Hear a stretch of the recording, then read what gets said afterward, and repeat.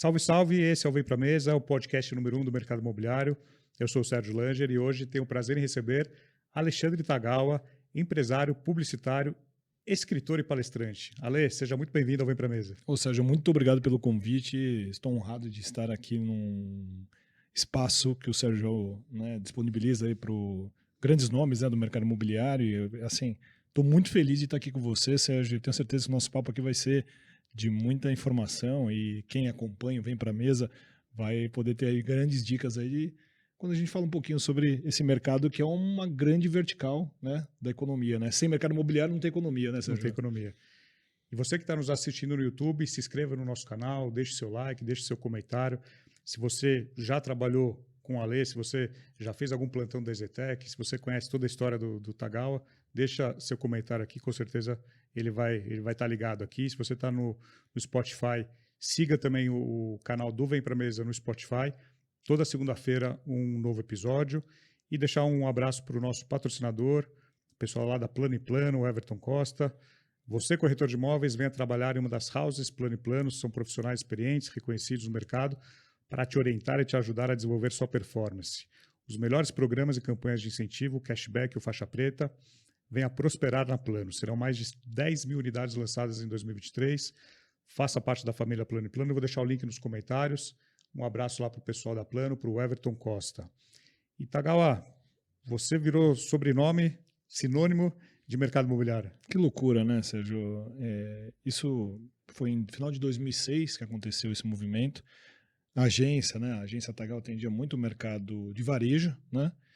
E aí que surge um amigo meu, que na época era namorado da gerente de marketing, né, da EZTEC, e tinha um desafio lá de uma comunicação visual, de um plantão.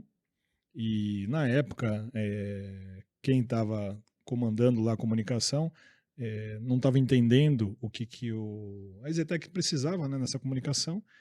E aí esse amigo meu me ligou, falou, cara, minha namorada está desesperada, será que você pode ajudar? Eu falei, claro, com todo prazer, né? Aí mandou para mim, como a gente está acostumado com varejo, né, Sérgio, era muito fácil para a gente fazer uma comunicação visual. E aí nós preparamos essa comunicação visual, e aí eu mandei no mesmo dia, né?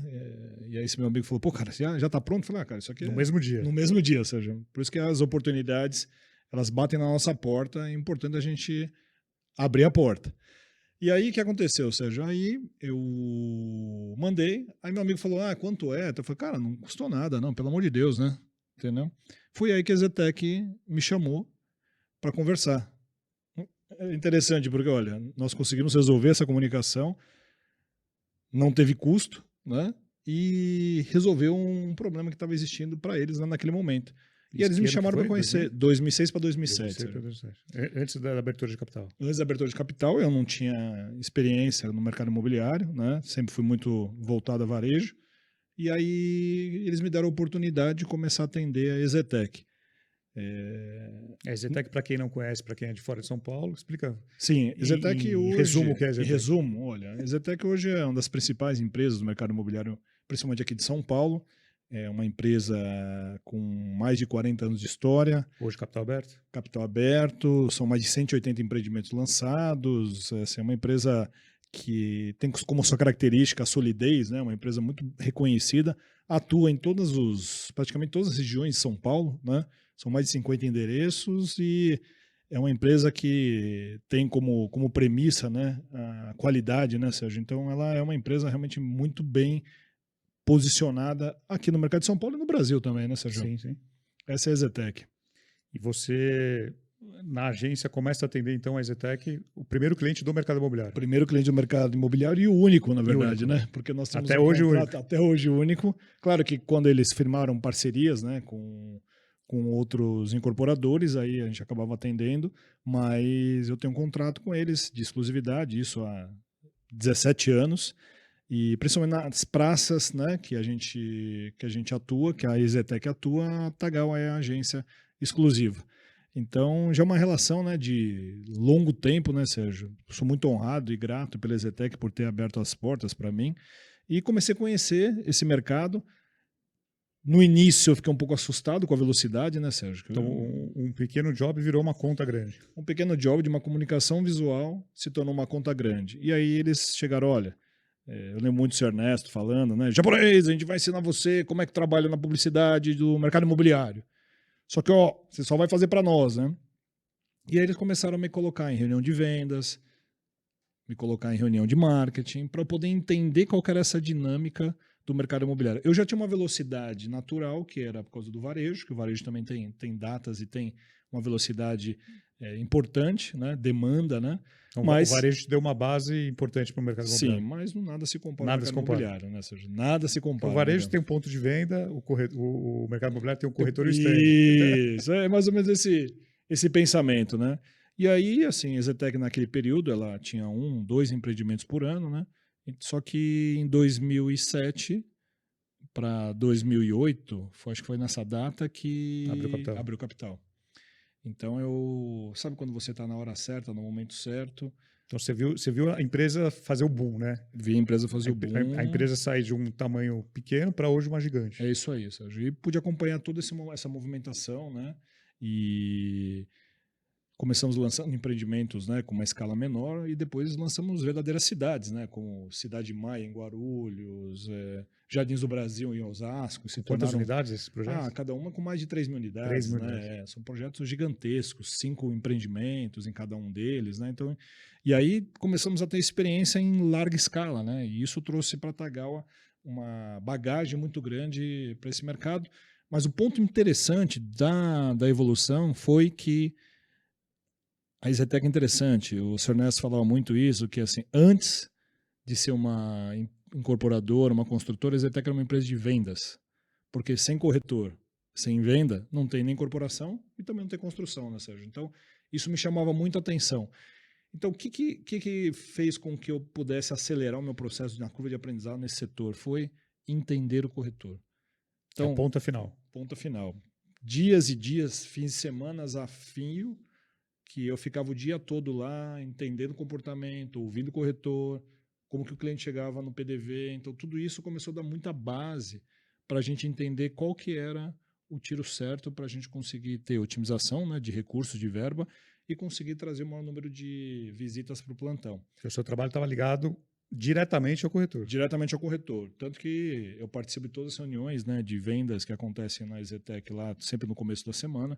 E eu acho que esse é o ponto principal, né? Porque muitas vezes a área de comunicação ou criativo, claro que ele tem um insight, tem ideia, mas conhecer sobre como é o comportamento, né? Porque assim, a primeira venda não é para o cliente. A primeira venda Para o corretor. é para o corretor, Sérgio. Se o corretor não entender o conceito da campanha, quais são os principais features, como é que ele pode explicar sobre localização, como é que ele pode explicar sobre o projeto, como é que ele consegue explicar sobre as pessoas que vão adquirir aquele projeto ou para morar ou para investir. Então, todo esse processo é para o primeiro cliente, que é o corretor. Depois que a gente venceu a etapa do corretor, que a gente parte para o consumidor final. Porque se o corretor não entender, a gente vai ter muita dificuldade de conversão. Telefone sem fio. Telefone sem fio, Sérgio. Telefone sem fio. E hoje, 2023, você entende já a cabeça do corretor? Isso é uma coisa, essa pergunta interessantíssima, né, Sérgio? O corretor é assim, ele tem fases, né, vamos dizer assim, né? Então eu já conhecia, né, a fase do pessoal que a internet ainda não estava, né, nesse movimento de importância, né? Então a oferta, o trabalho de rua. Só que sempre os corretores têm uma característica interessante, né? Para um corretor de sucesso, né, que eu falo um corretor de mente milionária, tem que pensar em 3 pontos: curto, médio e longo prazo. Só que quando a gente divide a fatia, 80% dos corretores sempre pensam a curto prazo. No hoje, no amanhã no máximo. No hoje, amanhã no máximo. Então, assim, quantos leads eles abandonam, Sérgio, nesse caminho que em 6 meses ou 1 ano, isso podia ter sido transformado em ouro? Quantos leads a Zetec atende por mês? Hoje, vamos falar assim, em média por semana, Por 2.000, 2.000 por semana. leads por semana, entendeu? Então, qual que é o grande movimento, né? Muitas vezes o corretor, ele, claro que ele tem as contas dele, está preocupado como é que ele vai fechar a conta no final do mês, mas se ele conseguisse pensar nas 3 linhas, porque assim, o curto prazo eu chamo de sorte, Sérgio. Então, você está lá no plantão, de repente aquele cliente que entrou na sua vez, no sorteio, ele realmente já estava preparado, ele já estava ali na boca do funil, né? Sabe? Ele estava pronto para ser convertido. esse é o que chamo de sorte. O de médio prazo é o seu trabalho fundamental de follow-up. Então você está lá, você vai alimentando, você vai sempre levando informação para o seu cliente, não perder o contato com ele, mesmo que ele, de alguma maneira, ele começou a aquecer e ele esfriou de novo, você não perdeu a relação, você entendeu quem que é esse perfil de cliente, então você consegue manter uma linha. Porque esse cara vai tomar uma decisão, Sérgio, entre 6 a 8 ou a 10 meses, porque se ele começou um movimento de desejo de compra, então ele já tem um interesse. Pode ser que ele não esteja maduro o suficiente naquele momento. E 6, 8, 10 meses, o que acontece? Ele recebeu uma promoção, recebeu uma herança, ele conseguiu um dinheiro extra, ou a esposa passou a ganhar muito mais. O que acontece? Ele já sai de uma situação de frio para morno para quente. E se o corretor não está acompanhando esse lead, naturalmente ele não tem a venda de médio prazo. E o longo prazo são as relações que você constrói. Porque parte desses clientes você consegue ter o que eu falo que é o one-to-one. O que é o one-to-one? Aquele cliente que se tornou, não é amigo, né? Porque tem uma linha muito tênue desse conceito de amizade entre o cliente e o corretor. Mas é um cliente que sempre te responde. É um cliente que ele está sempre interagindo com algum conteúdo que você mandou para ele.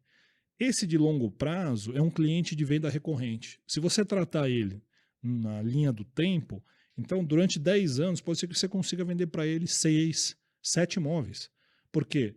Exemplo, peguei um empreendedor. Você concorda que o empreendedor, numa curva de 10 anos, ele pode ter sua evolução multiplicada por 10, 15, 20 vezes? Então quer dizer que ele se tornou...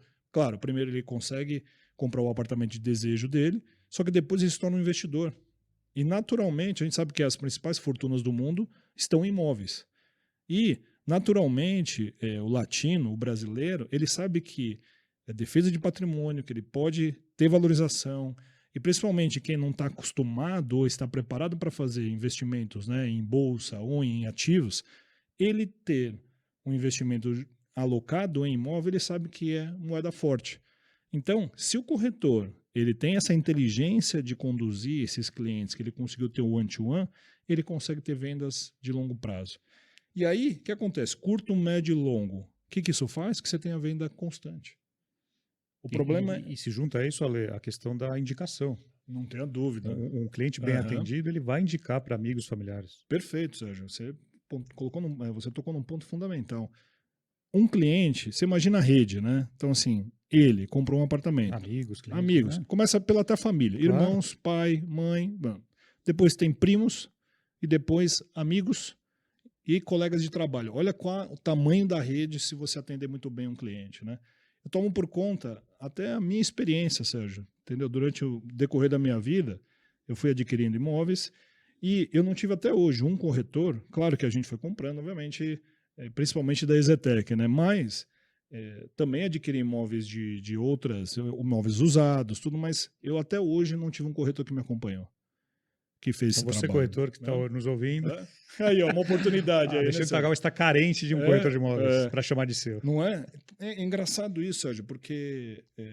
cara, o corretor tem a chance de ser milionário, porque assim, que profissão dá essa chance? Nenhuma. Em curto espaço de tempo. Profissão lícita nenhuma. Nenhuma, você entendeu? Então aqui ele tem uma possibilidade, assim, não tem limite, né? O infinito é o limite dele. Não tem limite. É só fazer um trabalho. Agora há pouco você estava gravando, né, com Augusto, né, que é especialista no mercado de alto luxo. Outro dia eu entrevistei também a Mônica, que trabalha em Alphaville também com imóveis de alto luxo. Pessoal de Miami, pessoal de Orlando, que a gente sempre bate papo sobre isso, né, Sérgio? O potencial que existe nesse setor, se você conseguir tratar bem seu cliente e conseguir evoluir com ele, cara, você pode fazer... Tudo bem, você pode começar com vendas de 200, 300, 400 mil reais, mas na evolução de um corretor que realmente ele é corretor de essência, ele não está corretor, entendeu, Sérgio? Ele pode chegar a vender um apartamento de 10 milhões, 12 milhões, 15 milhões, entendeu? Então, assim, o céu é o limite nesse movimento, sabe, Sérgio? E antes de ter agência, de ser empresário, empreendedor, você tem uma passagem aí, você vai para o Japão. Conta essa história, tá? Cara, Sérgio, a vida... Você vai trabalhar em fábricas... De casa pré-fabricada. Casa pré-fabricada. De alguma maneira tinha ligado ao mercado aí, imobiliário. Ligado, né? Na verdade foi assim, Sérgio, eu venho de uma família tradicional japonesa e a minha criação, na verdade, a minha mãe me teve muito jovem, ela não pôde me criar, eu fui criado pela avó, e a gente passava muita dificuldade. Então, entre meus 13 e 17 anos, foi um período muito difícil da minha vida, né? Entende? E aí, nesse período, eu acabei perdendo muito tempo na escola, repeti de ano algumas vezes, e Você nunca foi bom aluno? nunca fui bom aluno, Sérgio, nunca fui bom aluno. E aí, o que aconteceu? Com 17 anos, eu tinha, assim, duas portas, né? Ou eu ia para o Japão, porque eu fiquei sabendo que a gente podia trabalhar no Japão. Então, todo descendente de japonês pode trabalhar como dekasegi, que são descendentes fora do Japão que têm a possibilidade de ter visto trabalho no Japão. E quando eu soube isso, e a minha vida estava muito complexa, estava muito difícil, eu falei, cara, algo está me chamando, né? Sou Tagawa, né? O sobrenome é oriental, então começou a fazer sentido para mim porque que eu tinha descendência de japonês. E aí, eu com 17 anos, arrumei mais 2 amigos lá na escola, que também estavam em situações difíceis como a minha. Bora pro Japão? Bora, bora, bora. Organizamos tudo. Cheguei no aeroporto, cadê os meus amigos? Desistiram de ir. Acabei indo sozinho, fui. E foi a melhor coisa que aconteceu na minha vida, Sérgio. Porque, assim, em São Paulo, aqui, da situação que eu estava, eu morava num bairro mais simples, né, afastado, e já estava fazendo algumas coisas que não eram muito boas, né? E o caminho daquele movimento, com certeza, era um caminho que não daria bom. E acabei indo embora, fui para o Japão, e aí lá eu começo a trabalhar numa casa, uma fábrica de casa pré-fabricada. Imagina uma esteira de carro, em vez de sair carro, sai casa. No Japão você não tem concreto, praticamente, né, por causa dos terremotos, faz o alicerce, e as casas são de fibra de vidro, muito gesso, coisas materiais leves, porque caso aconteça um terremoto, você não fica com problema de conseguir sair debaixo de escombros, né? Então eles têm uma tecnologia muito avançada nisso, né? Quantas horas você trabalhava por dia? 12, 14 horas, Sérgio. E no fim de semana eu trabalhava para uma empreiteira que limpava fossas. Então naquela época tinha um robô gigante que tinha um braço que era um desentupidor. E aí a gente colocava um colete aqui, ficava com merda até o pescoço, né? Entrava, literalmente, encaixava o robô no túnel e ele começava a abrir o buraco. Só que aí já começou a surgir um meu espírito empreendedor, né? Porque eu fiz amizade com esse empreiteiro falou que precisava de 15, 20 pessoas todo fim de semana, e ele pagava $200. E aí eu falava para os meus conhecidos do Brasil, eu falei, olha, ele paga 200, mas $40 é meu. Porque eu vou gerenciar, vou coordenar. Gestão, né? Nem sabia que era essa palavra bonita, né? Isso por 18 anos, 17 anos. É isso, 17 para 18 anos.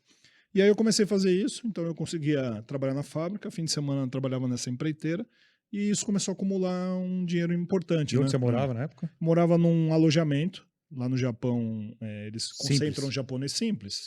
Simples, mas assim, o simples é muito bem organizado lá, né? Entendeu? Então chamavam apatos, né? Que são apartamentos, tipo um estúdio de hoje, tá. né?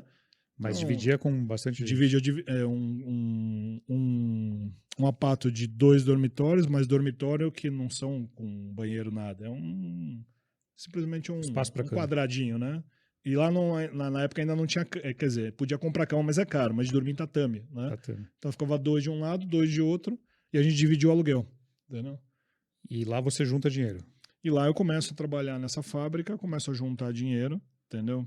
No começo a gente tem que pagar passagem pro empreiteiro, né? Pro empreiteiro não, pro agenciador, né?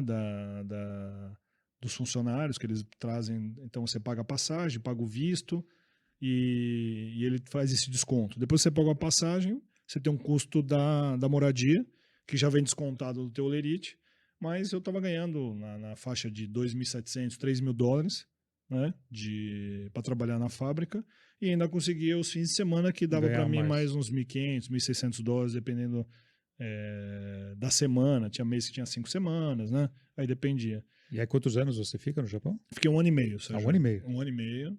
Aí eu juntei um valor, porque eu tinha uma meta na minha cabeça, né? Falei, vou juntar um valor. E, por sorte, lá surgiu minha profissão, porque o meu chefe, ele era fotógrafo de moda. E eu falava para ele, cara, o que eu vou fazer no Brasil? Parei de estudar, tudo, mas qual que vai ser a minha profissão, né? E o Japão sempre se destacou pela moda, por fotografia. Sim. Sempre teve uma tradição. Tem uma tradição muito forte, né, fotografia. E aí meu chefe começou a me levar para fotografia, comecei a acompanhar ele, não ganhava nada, mas tinha a chance de aprender.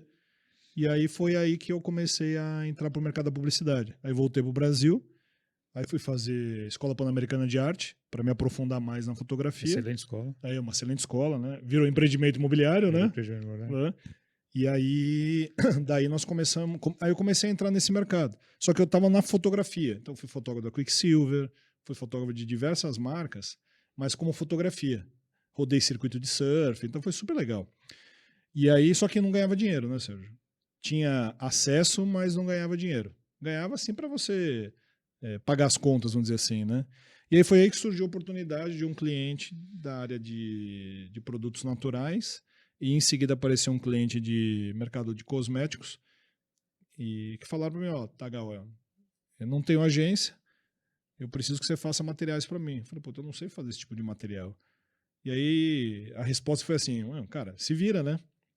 E aí fui lá, comprei um tal de Macintosh, busquei uma menina que entendia de um tal de CorelDRAW, eu busquei um redator que escrevia e foi daí que comecei a mexer com o mercado de publicidade. Montou uma agência. Montei uma agência. Que ano? Oi? Que ano isso? Isso foi em 97. 97, entendeu?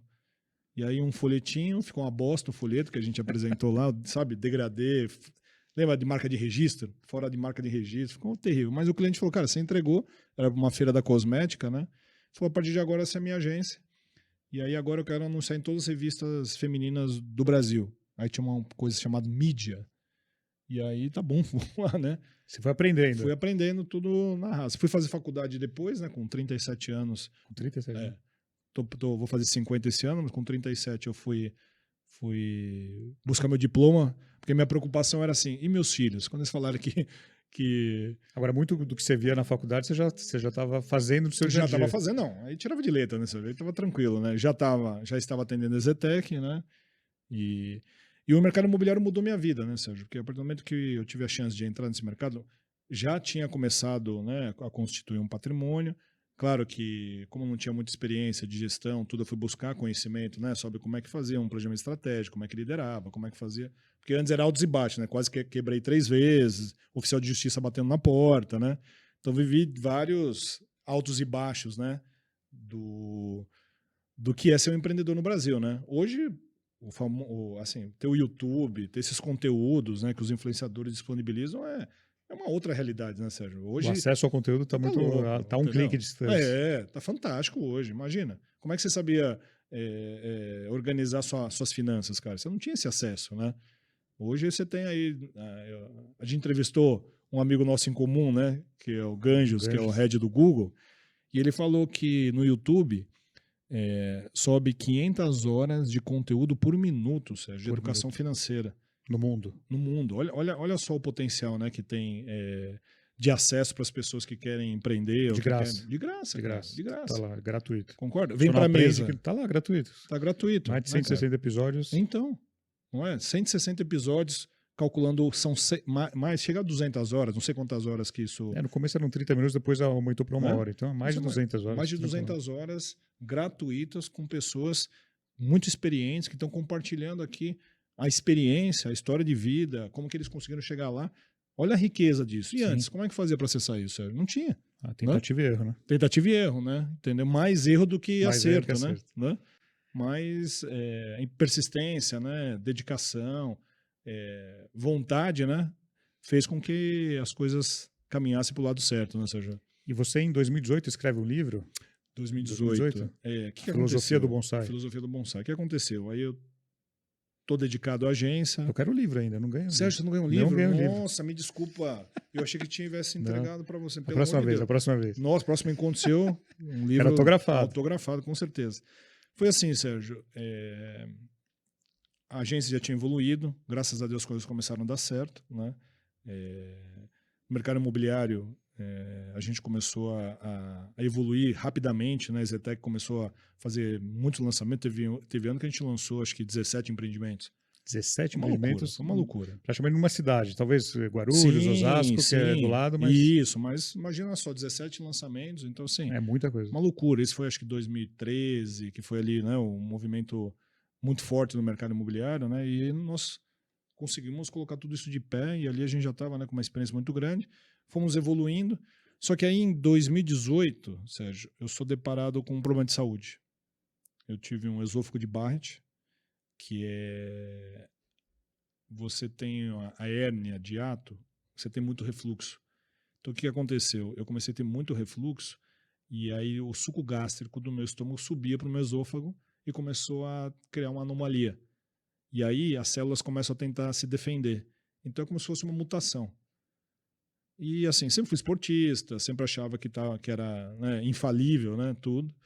Aí minha esposa é da área da saúde, é médica. Ela falou, cara, você já fez endoscopia? Eu falei, endoscopia? E colonoscopia? Eu falei, você tá louca fazer esse tipo de coisa? Porque a gente tem, né, Sim, sim. umas crenças na cabeça, né, que impede a gente de cuidar mais da saúde, né? Eu não, tá tudo bem, então não sei o quê. Ela falou, ó, tá aqui, fez uma bateria de exames para mim, vai fazer. E eu fui, cara. Fui fazer todos esses exames. Aí o gastro me chama, fala, ó, deixa eu te falar. Você quer ver sua filha crescer? Eu ainda não tinha meu pequeno. Eu falei assim, eu tomei um susto, né? Falei, como assim? Ele falou, olha, você tem um esôfago de Barrett. O grau tem 3 níveis, né? O meu é o grau A de Los Angeles. Ele falou o seguinte, falou, olha, tá no nível A, só que você vai precisar fazer a cirurgia para corrigir essa hérnia e você tem que mudar a sua alimentação. Era alimentação, basicamente alimentação. Alimentação, estresse e esse refluxo aberto, né, Sérgio? Entendeu? Porque eu tinha uma tosse constante, mas eu achava que era por causa de alergia, tudo, mas era por causa do... Eu fiz aquela pegametria, eu tinha por dia mais de 200 refluxos, Sérgio. Era uma loucura. Nossa. Entendeu? Eu tomava 12, 15 cafés expressos por dia, entendeu? Então... E aí, com aquele susto, eu falei, cara, meu Deus do céu, o que está acontecendo, né? Por que eu estou passando por isso, né? Falei, já tive muitas perdas, né, durante a vida, né? E eu falei, pô, de novo eu tô me deparando com uma situação como essa, né? E aí, Sérgio, foi aí que eu falei, cara, vou me cuidar, entendeu? Eu fiquei 30 dias em casa, né? Porque o pré-cirurgia, pós-cirurgia, mudei achava que me alimentava direito, né, cara? Mudei toda a dinâmica de casa e eu comecei a entender o que era saúde. Aí quando veio isso, eu falei, cara, chegou a hora. Eu sempre quis escrever um livro. Eu falo pro Décio Clemente, que tinha os grandes nomes da publicidade. Você lembra dele? Da Jovem Pan, né? Lembro. E eu gravei com ele um vídeo em 2008 para 9 que eu ia escrever o livro da filosofia do bonsai. E foi passando. Aí quando eu passei por esse processo de saúde, eu falei, cara, chegou a hora de escrever. Chegou a hora de eu primeiro organizar minha vida, acalmar, né? Porque eu tava num estresse gigante, trabalhando muito, né, Sérgio? Sabe que, pô, você também é publicitário, você já viveu, né, esse movimento gigante, né, que deixa a gente maluco na agência, né, cara? E eu falei, cara, eu preciso organizar isso. E aí foi que eu escrevi o livro. O livro é uma jornada de autoconhecimento, conta a minha história, né? Lá eu conto todas as passagens que eu tive, né, durante desde do meu nascimento até o momento, né, que eu fiz a cirurgia, e eu conto como que eu consegui superar tudo isso. Quais foram as mudanças, né, de quebra de crenças que eu fui fazendo para conseguir chegar até onde eu cheguei. E aí eu conto toda essa narrativa, Sérgio. Então, assim, mas o interessante é que eu vou dando ferramentas, né? E o conceito da filosofia do bonsai é o seguinte, Sérgio. O bonsai é único como cada ser humano. Não tem um bonsai igual ao outro, como não tem um ser humano igual ao outro. E o bonsai é uma miniatura moldada pelas suas mãos, como o ser humano. Você que molda o seu desenvolvimento. Então, assim, se você se alimenta mal, você está se moldando para você ter um problema de saúde. Se você pratica exercícios físicos, você está se moldando para que você possa ter um corpo mais saudável. Se você se desenvolve espiritualmente, independente de religião, eu falo muito sobre espiritualidade, você está fazendo um processo de cuidar da sua alma. Quando você está cuidando da sua alma, você molda aonde você quer conectar. Então, todo esse processo criou uma analogia para mim da filosofia do bonsai. E bonsai, ele é um equilíbrio, né? Você não pode ter excesso de água nem falta de água. Nem excesso de sol, nem falta de sol. Senão você mata. Você mata, entendeu? Muita gente acaba perdendo bonsai, mas não é porque não soube cuidar. Porque o bonsai que ele comprou não é um bonsai que foi cultivado em vaso. Então, muitas vezes o cara pega uma planta, ele vai lá e corta as raízes e coloca num vaso. Naturalmente ele vai morrer, porque ele não foi desenvolvido dentro do vaso. Agora, lá na agência, lá na Tagal, quantos bonsais vocês Eu vocês tenho têm? uns 10 bonsais. 10. Entendeu? Cultivados ali. cada bonsai de um cliente. Então a gente tem Cada bonsai de um sim, cliente? então a gente tem uma filosofia sobre esse movimento. E o bonsai, no fim, acabou sendo uma figura, né? Uma simbologia muito importante para minha vida, Sérgio. Tenho ela tatuada aqui no braço, né? E na sua casa também imagino que tem alguns. Sim, tem alguns bonsais. E o que aconteceu, né? A minha equipe me deu o logo do bonsai em 2008, Sérgio. Depois que a gente passou, lembra a crise mundial? Sim, Eu tive que sim. demitir um monte de gente, cara. A gente passou por uma situação muito complexa. E aí eu falei, cara, eu não quero mais passar por isso. Foi aí que a minha equipe falou assim, ó, vamos parar de ser jardim de eucalipto? Jardim de eucalipto, o que é? Tudo igual, tira o nutriente da terra, raiz rasa, e vamos mudar para ser um jardim de bonsais. E a gente define o tamanho do nosso jardim. Só que cada bonsai, ele é cuidado. E quanto mais longevo ele é, mais valioso ele fica. Então essa foi a filosofia que a gente começou a implantar na agência e que se tornou a filosofia da minha vida, né? Foi daí que surgiu o livro, entendeu? Muito bom. E hoje você tem uma preocupação com a saúde, com o esporte, maior que você tinha antes de ter esse episódio? Muito maior, Sérgio, muito maior. Eu acho que assim, eu criei um conceito chamado 5x2, Sérgio. 5 dias da semana, se você conduzir ela de uma maneira equilibrada, 2 dias da semana você curte. Então, como é que funciona a minha dinâmica da minha vida, né? Eu sou muito disciplinado em rotina, né? Então, durante a semana, uma alimentação saudável, prática de exercícios físicos, pelo menos 5 vezes na semana, e essa rotina construída, ela faz com que você tenha o equilíbrio. E no fim de semana, eu vou curtir, pô, adoro um churrasco, adoro tomar um vinho, entendeu? Então, esse equilíbrio faz com que na terça-feira, se você 5 dias foi equilibrado, se você curtiu 2 dias, na segunda, o seu corpo, como ele tem memória, ele já vai entender que ele tem que voltar para o padrão da semana. Então, na terça, o peso já voltou ao normal. Então, esse é o conceito que eu apliquei, está dentro da filosofia do bonsai, que ajuda você a manter o equilíbrio. Porque também não adianta ser uma vida chata de dieta, né, Sérgio? E para mim, dieta não funciona. O que funciona é um equilíbrio que você faz nas esferas da sua vida. Entendeu? E a meditação? Qual que é a importância da meditação para a sua vida? Cara, a meditação para mim é estar presente. Então, todos os dias, às 6 horas da manhã, eu medito. E, primeiro, alinhamento de pensamento e sentimento. Então, cara, começa o seu dia. Ali eu começo a pensar no que eu quero para o meu dia, como é que eu vou organizar. Peço proteção para toda a minha família, para meus filhos, para minha esposa, para todas. Dali eu entendo que eu estou presente, vivo, entendeu? E aí você consegue perceber a sua existência.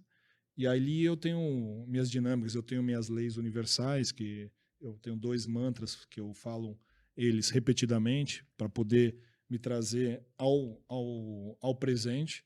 E aí, essa meia horinha faz com que eu consiga sair com minha jornada do dia alinhado, Sérgio. As pessoas acham que meditar é levitar, sabe? Olha, eu vou flutuar. Não tem nada a ver com isso. Só tem a ver... Quando você começa a respirar, te traz expansão de consciência. O que é expansão de consciência? Você conseguir enxergar com uma perspectiva maior. Você sobe o nível da sua consciência. A hora que você sobe o nível da sua consciência, sua capacidade de pensamento acelera. Então você consegue ir organizando toda a tua cabeça. A gente tem, em média, 60 mil pensamentos diários, Sérgio. Sendo que 40 mil deles são negativos. A gente tem mais pensamento negativo do que positivo. Então, o cérebro te auto-sabota, né? Te auto-sabota. Então ali... o bom e o mal dentro do cérebro. Sim. Então você tem que lutar para vencer 20 mil para equilibrar. Quer dizer, 10 mil para equilibrar, para ficar 30 mil, 30 mil. Mas o grande movimento é você ter mais pensamentos positivos do que negativos. Então esse movimento eu consigo iniciar o meu equilíbrio através da meditação. E você é supersticioso? Você tem alguns rituais? Tenho rituais. Eu não digo que eu sou supersticioso, mas eu sou muito voltado ao poder da palavra, entende? Então eu tenho... O meu mantra é o seguinte: eu, Alexandre Teruhiko Tagawa, recebo cada dia mais luz, sou importante e tenho abundância de energia, sabedoria, tempo, saúde, espiritualidade, amor, alegria e dinheiro para cumprir todos os desejos da minha vida. Esse é o meu mantra. E eu tenho um mantra com os meus filhos, que é: você pode fazer tudo que os outros fazem, mas se você quiser, você pode fazer ainda melhor. Nós praticamos a gentileza e somos gratos pela vida. Então são esses 2 mantras que regem o meu ecossistema familiar, entende? E com esses 2 mantras, eu fortaleço o pensamento. Minha filha, outro dia, ela estava com um desafio na ginástica artística, que as amiguinhas já estavam virando estrela, ela não estava conseguindo. E eu falei assim: antes de você for fazer a estrela, faça O mantra. O que diz nosso mantra? Você pode fazer, tudo que os outros fazem. É isso, filho. Mas se você quiser, você pode fazer ainda melhor. O que aconteceu? Ela conseguiu fazer, Sérgio. Então, o poder que tem a nossa cabeça através daquilo que a gente acredita, também não é palavra solta, né? Ela precisa ter um propósito, né, Sérgio? A partir do momento que ela tem um propósito, ela é altamente transformadora. Então, foi isso que rege, né, o meu conceito de vida, entendeu? A palavra tem poder, cara. A palavra tem poder. E se você acredita piamente que conseguirá, você vai conseguir. Pode ser em qualquer âmbito, só depende do seu pensamento, entende? É igual uma água. Você colocar uma água aqui, tem um lance da vibração. Você pega uma água, pega uma água, 2 copos de água. Primeiro você começa a xingar essa água aqui. Xinga durante 15 minutos. E depois você vai pegar essa água aqui, você vai fazer ou Ho'oponopono, não sei se você já ouviu falar sobre isso, que é o movimento do perdão, ou você vai fazer uma oração independente da sua religião. Essa água aqui, com o tempo, depois dos 15 minutos, essa água aqui, ela começa a ficar turva. E essa água aqui, ela está cristalina. Então, é científico isso. Você pode pesquisar na internet e aparece um monte de conteúdo falando sobre isso. O que acontece? A palavra tem um poder gigante, Sérgio. Então, é nisso que eu acredito. Quando eu falo para os corretores nos meetings, né? Eu falo, cara, deixa eu falar uma coisa. Se você acordar e você pensar que seu dia será péssimo, vai ser péssimo. Certeza que vai ser péssimo. Ou se você chegar no plantão e você se reunir com gente que só reclama, a sua vida só vai te devolver reclamação. Tem 2 universos, Sérgio, seletivo e coletivo. O que é o universo coletivo? É onde estão 99% das pessoas. Reclamação. Olhar para a grama do vizinho, se preocupar com o julgamento dos outros. A pessoa passa o dia inteiro se preocupando com o que a pessoa está dizendo. Se preocupando com o que está acontecendo. A mesma coisa, entra lá no plantão, você fala assim, pô, você viu, cara? Isso aqui não vai vender, não. Isso aqui não vai dar certo. Se você senta com uma pessoa dessa, naturalmente você vai entrar naquela energia. Você já está no universo coletivo. Ou entra no ônibus, né? Eu andei muito de ônibus, cara. Já vi, assim, passei, assim, maus bocados. Só que eu nunca reclamei, Sérgio. Eu nunca reclamei. Minha visão sempre é assim, cara, eu não quero mais passar por isso. Eu vou vencer. Eu não vou ficar nesse cenário. E aí, a maioria das pessoas ficam o quê? Ficam nesse universo coletivo. A vida vai te entregar o quê? O universo coletivo. Você não vai tocar as estrelas. O que é o universo seletivo? São as pessoas que não reclamam, as pessoas que estão sempre buscando o melhor, pessoas cordiais, pessoas que têm gratidão. A hora que você tem esse movimento, você vai tocar as estrelas. Porque roda aqui, né, uma frequência, independente de religião. Estou falando isso de energia, né? Roda uma frequência aqui, que se você está nesse universo seletivo, você vai tocar. A hora que você tocou, você vai embora. Leva você. Você vai tocar, você vai ter prosperidade, você vai ter uma abundância, você vai ter esse movimento. Então, essa é a diferença. Então, eu falo para os corretores, cara, se você quer ter uma mente milionária, você quer até mudar o seu pensamento, começa pela sua movimentação, começa pelas palavras que você materializa, começa pelas suas atitudes. Isso transforma, entendeu? Então, esses são os universos que eu entendo que, se a pessoa entender, ela consegue vir para cá. E quando você está num plantão de vendas, num stand, você caminha lá, você vê alguns corretores, falando em energia, você já percebe quem está mais positivo, negativo? Naturalmente, só pelo olhar? Só pelo olhar. Só pelo olhar você sabe, porque tem postura, né, Sérgio? Pela postura você sabe se aquela pessoa ela está numa postura, né, de super-herói, né, preparada para uma batalha, ou se a pessoa já está numa postura de derrotado. Se rendendo, né? Derrotado, ou se está naquela postura da hiena, né, sabe? Que fica olhando, tentando fazer alguma coisa que não vai ser benéfico pro sistema, né? Eu entendo tudo como ecossistema, né? É muito fácil identificar, Sérgio.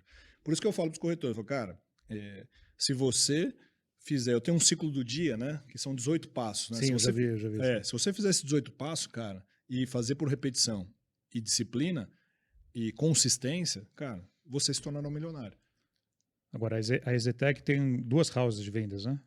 Isso, hoje uma house de vendas. Quantos corretores? Hoje está com 700 corretores. 700 corretores. É muito corretor. Isso. E a Biara atende também alguns plantões, né? Mas a house, ela se desenvolveu e ela é muito forte, assim, né? No mercado, né? Entendeu? E hoje a Biara é uma parceira da EZTEC. A EZTEC é uma parceira da EZTEC, entendeu? Ela participa de alguns empreendimentos, né? Mas a house é que praticamente domina todas as vendas da Agora, 700 EZTEC. corretores é muito corretor. É muito corretor. É que assim, Lógico que tem muito produto, tem muito sim, stand. é que são 50 endereços, né? Espalhados por São Paulo e geração de leads constante, então tem bastante movimentação, Agora, né? quando vai fazer um evento para corretor, você falou que é para 2.000 pessoas, Sim, a última a gente colocou 1.800 1.800, né? pessoas. 1.800 Porque aí pessoas. vem parceiros, vem... Sim, aí o mercado todo se movimenta para participar, né? E a gente está conseguindo números importantes aí. Teve uma movimentação importante que a gente lançou no primeiro trimestre, né? Com a campanha estilo Ezetec, e o resultado, graças a Deus, foi muito satisfatório. Então a Ezetec ela tem uma força muito grande, né? Quando ela quer movimentar para um resultado importante de vendas, né? Entendeu? Agora, Então, você falou força. A marca Zetec é uma marca forte. a Ezetec Nem, tem. nem todas as incorporadoras, construtoras investem na marca. Sim, Às vezes investe muito no produto. Na sua opinião, você é publicitário, sim. hoje com um diploma, É, e à eu sou frente aí formado, sou 17 formado. anos de Ezetec. Qual que é a importância de ter uma marca sólida quando o cliente vai na mesa discutir? Lógico, ele está comprando o produto A ou B, mas quando ele tem uma Ezetec, uma marca de mais de 40 anos, listada em bolsa, com todo o lastro aí que tem a empresa. Sim, eu acho assim, Sérgio. A primeira movimentação que o cliente quer comprar um imóvel sempre é a localização, certo? Então, a hora que você faz, vamos colocar os pilares para que esse cliente tenha a tomada de decisão. Então, vamos dizer que na mesma localização, ela escolheu 3, ok? Os 3 atendem a localização. Quero fazer tudo a pé, tá tudo prático, tem supermercado, tem entretenimento, tem lazer, tem compras, tem tudo. Aí atendeu o segundo pilar, que é um produto que encaixou a metragem, que encaixou a área de lazer que ela estava procurando, o estilo do prédio, tudo. E o terceiro é a questão do valor, né? Vamos ver que o valor acabou conseguindo encaixar na renda familiar. Então, atendeu os 3 pilares. Ela tem 3 possibilidades. Aqui que entra a marca, Sérgio. Entende? Se tem uma marca consolidada como a Ezetec, que durante vários anos foi premiada pelo Reclame Aqui como o melhor atendimento, quando você vê que é uma empresa que está super consolidada, se preocupa com a qualidade do projeto, se preocupa com pontos que são importantes, porque a gente sabe que a decisão do imóvel, a maioria das pessoas, é uma decisão só, né? É um imóvel na vida. Então, Agora, além do fato do imóvel em lançamento ser um pedaço de terra que não tem nada, é uma então, promessa, um papel, né, é um Sérgio? papel. Não é? Você tem que confiar na marca. Sim, sim. Então, eu acho que é aí que a marca entra e faz a diferença, entende? Então, a construção de marca, e você está muito atento, né, como é que está a reputação da sua marca, isso é fundamental para uma decisão de mesa. O produto passa, né? Sim, O produto fica, vai embora, passa. entendeu? Então, sempre se preocupar em conseguir trazer um discurso, e esse discurso tem que ser, na verdade, né, Sérgio? Um discurso muito bem estruturado para que a marca esteja sempre presente em qualquer movimentação de empreendimento, de produto que vai ser lançado. Então, na minha visão, a marca numa mesa de decisão ela é fundamental. Fundamental. Agora, por muitos anos, e até hoje, você foi você é a cara da Ezetec em alguns anúncios, em canais, em programas de imóveis. Sim, Como é que redes nasceu sociais. isso? Foi assim, em 2007, foi em 2007 que começou esse movimento. Então, assim, normalmente o Shop Tour, o Galeb chamava o corretor para falar. Shop Tour era um canal fechado. Isso, né, de varejo, venda de produto. de venda, né? Foi muito famoso, né, Sim. naquele período. E aí o que aconteceu? O corretor que estava lá no plantão, muitas vezes tinha dificuldade de se comunicar. E ainda tem, Na né? frente da câmera. Na frente da câmera. Abria a câmera, travava. Não saía. E alguém te chamou um dia? E aí, como eu apresentava sempre as campanhas, tal, não sei o que, falou, Tagal, você vai lá fazer. Eu falei, puta, mas eu não apresento isso, tal, não sei o que. Não, você sabe que você é nosso exclusivo e nós queremos que você comece a falar. Isso a Ezetec pediu. Ezetec pediu. Ezetec pediu. E aí eu fui o primeiro, foi horrível, entendeu? Porque eu também não estava acostumado com câmera, foi complicado. Eu repetia demais as palavras, né? Não tinha ainda o conhecimento suficiente para poder fazer, mas tinha coragem, né, Sérgio? Então fui lá, fiz o primeiro, fiz o segundo, fiz o terceiro. Era mais fácil que lá no Japão, lá na... Muito mais fácil que ficar cheio de merda até o pescoço, né, Sérgio? Muito mais. Eu carregar janela de 15 quilos aqui no braço, sair correndo atrás, né, de uma casa para encaixar a janela, cobrir casa, né, cara? Pô, chegava em casa, tudo sujo, né, cara? Essa semana eu postei lá no meu feed a minha foto na fábrica e a... Eu vi. Você viu? E a minha foto de hoje, né? Então, o que aconteceu, Sérgio? Com certeza, isso faz a diferença, né, cara? Faz a diferença. Faz, entendeu? E aí, quando você vira garoto propaganda, né? Você tem hoje um contrato com a Tagawa e um contrato com o Alexandre Tagawa. Isso, com a Pessoa imagem, física, né? com a sua imagem. Isso, com a imagem da Zetec. E aí você chega muitas vezes em algum lugar, você é reconhecido. Sim, sim. Aconteceu várias situações inusitadas. A minha esposa, a gente vai no mercado assim, né? Aí ela fala, você não é aquele rapaz Da televisão. Aí ela fala assim, mas aquele apartamento tá muito caro. Eu falei, olha, moça, deixa eu te explicar, né? Aí uma vez estava num restaurante, reconhece pela voz, né? Aí estava num restaurante, aí a Reconhece mesa do pela lado voz. veio aqui e falou, eu reconheci sua voz, você não é aquele cara que apresenta lá os apartamentos, tal, da Zetec? Eu falei, sim, sim. E foi muito louco, sabe? Porque você sabe, a gente que tem a veia publicitária, a gente precisa acreditar numa história, né, cara? E a Zetec nunca me decepcionou. Por quê? Porque uma coisa é eu falar que tem alto padrão, que se preocupa, né, com a qualidade do projeto e que a pessoa pode confiar na decisão da compra, porque é minha imagem, né, Sérgio? Sua cara. É minha cara, concorda? Entendeu? Então, como eu entendia como é que a EZTEC desenvolvia seu trabalho, né? Porque como eu estava lá praticamente todo dia dentro da EZTEC, né? Trabalhando nas campanhas, trabalhando todo o processo, então eu sabia que eu podia falar na verdade, Sérgio. Então acho que isso foi o grande precursor desse movimento.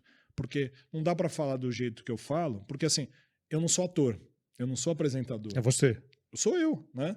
É o Alexandre Tagawa falando, né? Não estou criando um personagem para ir lá na televisão e falar sobre determinado empreendimento. Não fui contratado como ator, né? Que eu vou ler um texto, tá ali no teleprompter e está resolvido. Não. É o que eu acredito, porque no desenvolvimento da campanha, na pesquisa que foi feita no bairro, todo o movimento que aconteceu, eu sei como foi construído. Então, para falar é fácil, né, Sérgio? É natural. Eu lembro que eu sempre acompanhei muito esses programas de imóveis para entender o que estava acontecendo no mercado, quem estava anunciando.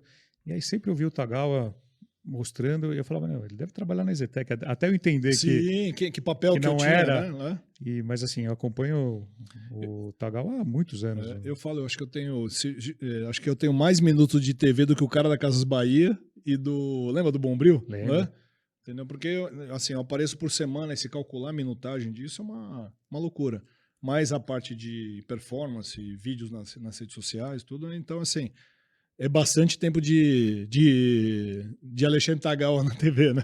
Agora, falando do digital, Certo. quando você começou a agência lá atrás, o digital praticamente não existia. 97 estava começando. Estava começando. Era digital, muito. né? Eu comecei no digital em 97. Você começou em 97. 97, né? e eu lembro que eu batia na porta das empresas. Na época a gente estava falando de sites, muitos não queriam, não entendiam o que era necessário. 97.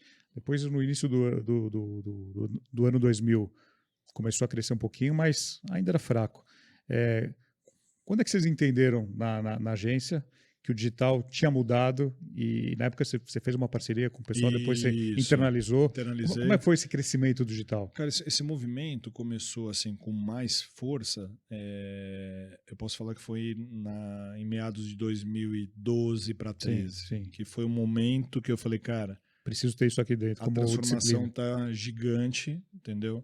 E se eu não me movimentar, eu posso ficar para trás, entende? Só que eu tinha dois modelos. Ou eu contrataria as pessoas que entendiam de performance, que teriam um tempo de curva de aprendizado, ou eu desenvolveria uma parceria para trazer para dentro do meu negócio já uma empresa preparada, que já tinha uma bagagem importante nesse setor. E foi aí que o Levi, que hoje é sócio da minha empresa digital, ele tinha uma agência que atendia o mercado de educação. E olha que interessante, né? Isso depois reverberou de uma outra evolução. Ele atendia a Wizard, né, na época, e tinha uma bagagem muito grande, né, nesse mercado. E por coincidência era no prédio na frente da agência. E aí ele viu que eu coloquei anúncios no LinkedIn para buscar especialistas em performance. E aí ele falou, cara, você não quer conversar comigo? Eu tô aqui na frente do seu prédio, eu vi você se movimentando aí na sede da Tagawa. Ele falou, cara, isso aqui com certeza é uma agência de publicidade e eu queria conversar com você. E aí, em 30 dias, eles estavam já dentro da Tagawa, e assim foi evoluindo até a gente se tornar sócio. E olha que interessante, né? E aí, com essa movimentação, ele não estava mais atendendo ao Wizard, e aí foi o momento que eu estava conversando com a Unip. E olha que interessante. Por isso que eu falo, cara, as oportunidades, sério, elas batem na sua porta toda. Você tem que estar preparado. Está preparado. Olha como é que foi. Eu era garoto propaganda, sou, né? Garoto propaganda da EZTEC, apresentando o Mega TV. A Mega TV pertence ao grupo NIP. E aí,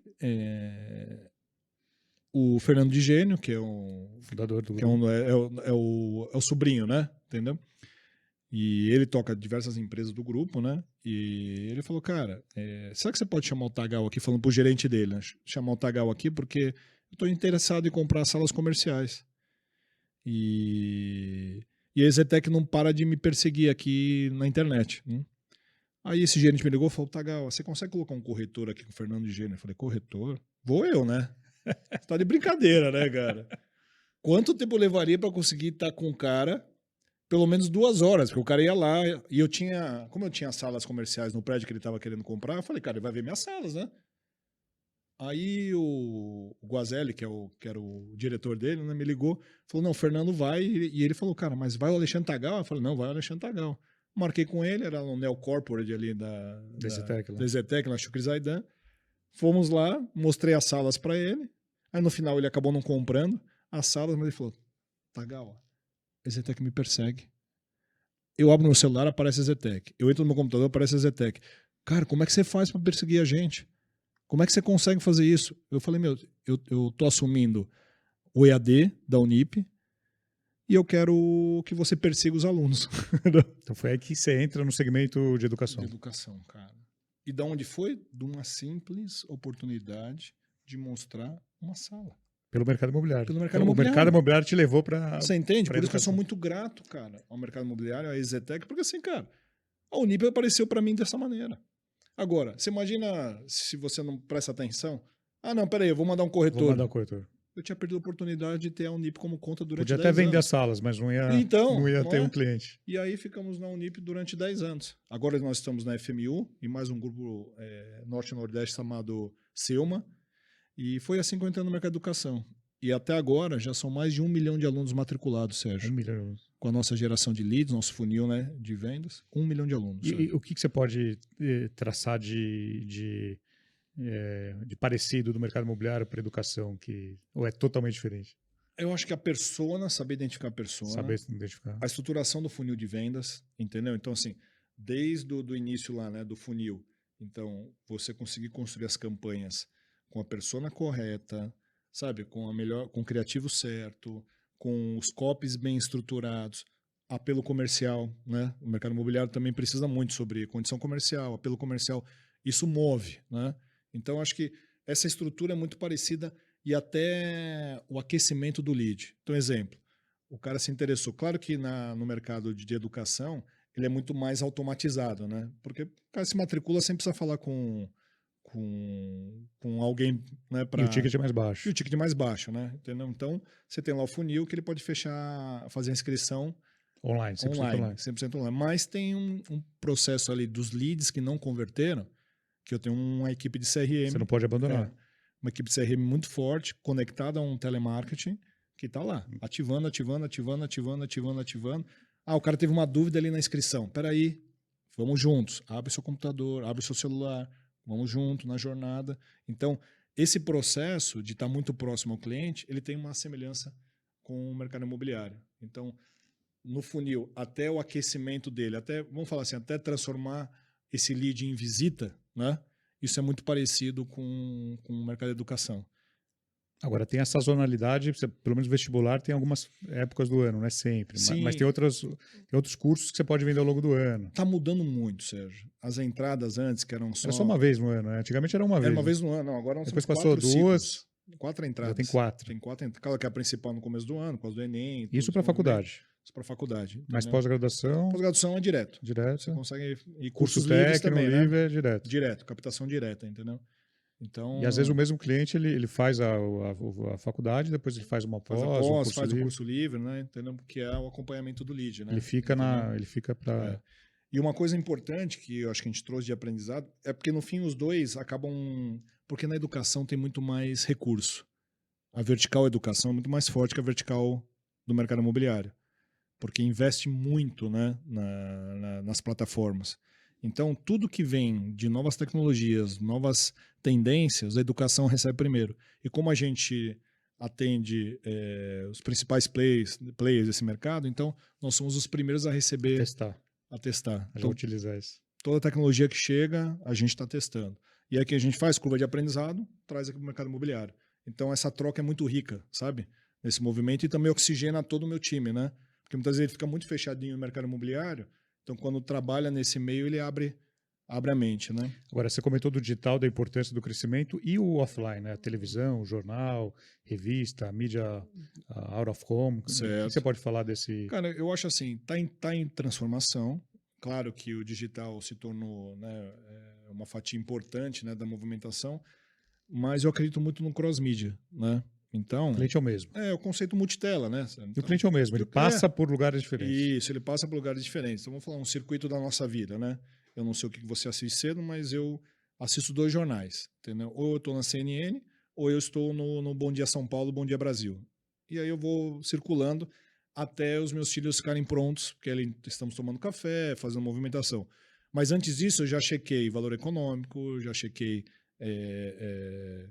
UOL, já chequei exame. Então, eu tenho lá os meus canais que eu já passei por eles. Além disso, eu tenho os influenciadores, né? Então, eu tenho lá meus 15 influenciadores que estão dentro daquilo que eu acredito. Então, eu visito eles também. Estudo de manhã. Estudo de manhã, entendeu? Então, acordei às 5h30, 6 horas da manhã medito, 6h30 eu acordo meus filhos, aí eu já deixo preparado o café da manhã, porque minha esposa sai um pouco mais cedo que eu, né? Tem dia que ela tá, mas tem dia que ela não tá. Então, já deixo o cafezinho deles pronto, eles vêm, sentam, começam a tomar café, aí eu já estou assistindo o jornal, entendeu? Enquanto estou assistindo o jornal, já dou uma olhadinha aqui no celular, vejo as informações que são importantes para mim.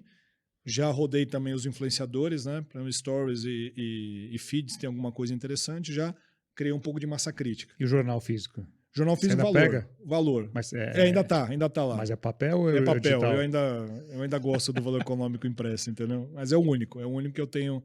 É que a agência recebe, né? Na agência tem todos, mas em casa eu ainda. Mas folhear o jornal ainda é algo. O que eu faço, vamos lá, no café ali eu deixo.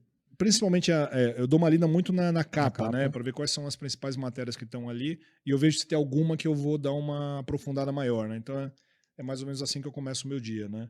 Aí depois já vou levar as crianças na escola, deixo as crianças na escola, depois eu vou fazer exercício. E aí, umas 9 e pouquinho, eu tô no escritório, entendeu? E aí, no escritório, eu não tô mais olhando pro estado. Eu vejo porque por causa dos anúncios que a gente publica, né? Mas eu olho um pouquinho menos. Eu olho mais... as coisas digitais, né? Mas o out of home, eu já passei, por algumas avenidas que tem lá o out of home. Relógio, mobiliário urbano. Ou as telinhas, né, dos elevadores, né? Isso tudo acaba absorvendo, né, essa informação, né? Entendeu? Agora, um plano de mídia hoje da agência, em 2023, está muito diferente do que era 10 anos atrás? Muito diferente. Muito. Os veículos mudaram? Olha, se falar... Ou os valores investidos em cada veículo? Cara, boa pergunta. Se você fizer uma pizza, um percentual, o que é para TV, o que é para jornal? Se for no mercado de educação, vamos falar que hoje está 75-25. 75 digital e 25... 75 digital? 75 offline. Porque o público é muito jovem, né?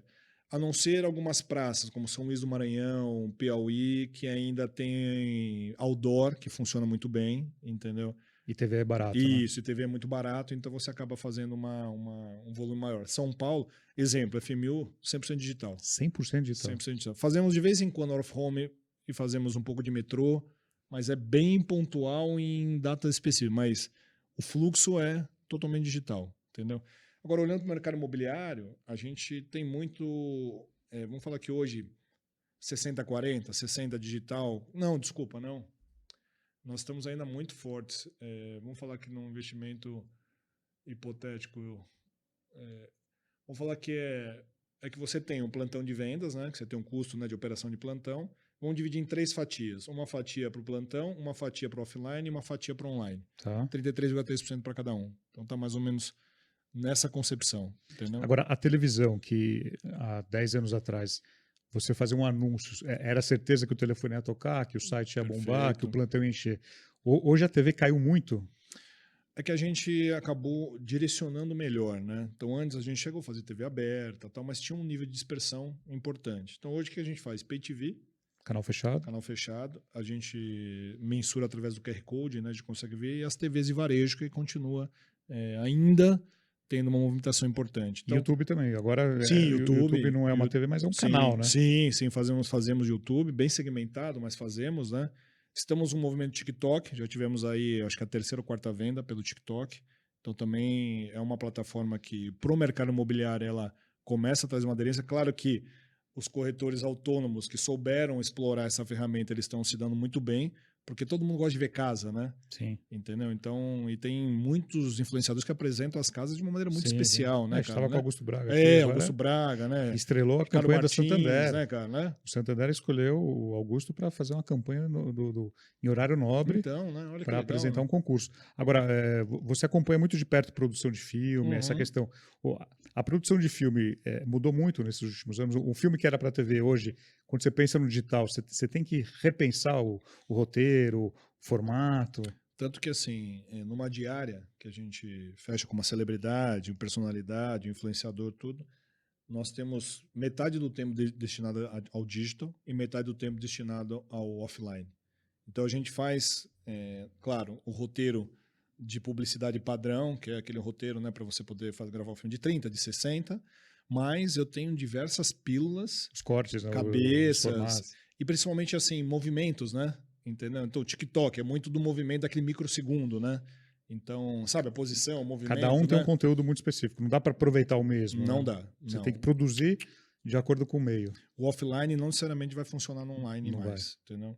Principalmente que no online é isso, né? Concorda? É o pum para pegar atenção. Então, no filme de 30 segundos, concorda que a gente ainda tem uma narrativa, que a gente constrói uma história para o cara ir até o fim. Apesar que a gente vem mudando um pouco isso. Ou seja, a gente está começando a trazer as mensagens com mais rapidez para o começo. Porque antes não, a gente deixava a história fluir até chegar no final no call to action. Agora não.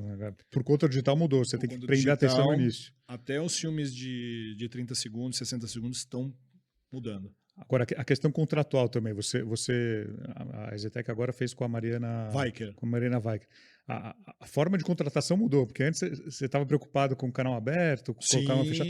Agora você tem redes sociais, você tem uma amplitude muito maior. Mudou totalmente. E até a exposição do artista antes era medida, se vai para a Rede Globo. Sim, né? sim. Era, na verdade, né, um impacto gigante, né? Principalmente na estruturação do cachê. Claro, né? claro. Hoje não, hoje é diferente, porque pulverizou, né, Sérgio? Pulverizou. Então, você tem diversos pontos de contato, né, que permeiam hoje um contrato, né? Então, você tem que estar muito atento. Exemplo, olha, então, é que quando você fala em rede social, tem dois caminhos, o caminho de social e o caminho de performance, né? São duas caixas distintas e tem muitas pessoas que têm dúvidas sobre isso, né? Porque qual que é o trabalho de social? É o orgânico. E aí nós temos o tráfego pago, que aí é um conteúdo que você tem um apelo comercial maior, você tem uma pegada mais de vendas. Social não, você tem mais a descoberta, né, para gerar engajamento, né? Então não é conversão. Porque às vezes um vídeo pode bater 10 milhões de visualizações, Uhum. um vídeo no Instagram, no TikTok. Então, mas eu não posso já ir com apelo de venda logo de cara, concorda? Sim, sim. Então são conteúdos que parecem que são iguais, mas são totalmente distintos. Então esse também é um exercício que a gente tem que estar sempre atento, né? Mudou tudo. Mudou, entendeu? E o que você projeta daqui a 5, 10 anos na publicidade, no mercado? Cara, pergunta muito boa, Sérgio. Assim, o mercado da publicidade, ele está passando por diversas mutações, né? E uma mais importante que tem, não sei se você percebe que muitas empresas que eram especializadas em dados, Matur Anderson, essas empresas estão chegando na publicidade. Por quê? A publicidade se tornou uma temática. As consultorias chegando As consultorias estão brigando por contas de mercado publicitário, que coisa que não acontecia antes. Então, as agências, elas pararam de olhar para Cannes, né, toda aquela questão da premiação. Claro que ainda existe, né, um pouco do glamour, né, do mercado. Para mim, na minha opinião, é uma besteira. É isso. Você também é muito majoritário da venda e resultado. Eu sou resultado, cara, entendeu? Então, se ganhou o prêmio ou não... tanto que eu nunca inscrevi nenhuma campanha da Tagawa em prêmio. Por quê? Porque é muito voltado a resultado. A minha formação foi muito de varejo, né, Sérgio? Muito venda, né, cara? Então já estava na veia. Então eu acho que as agências, daqui para frente, ela vai estar muito mais participativa no negócio.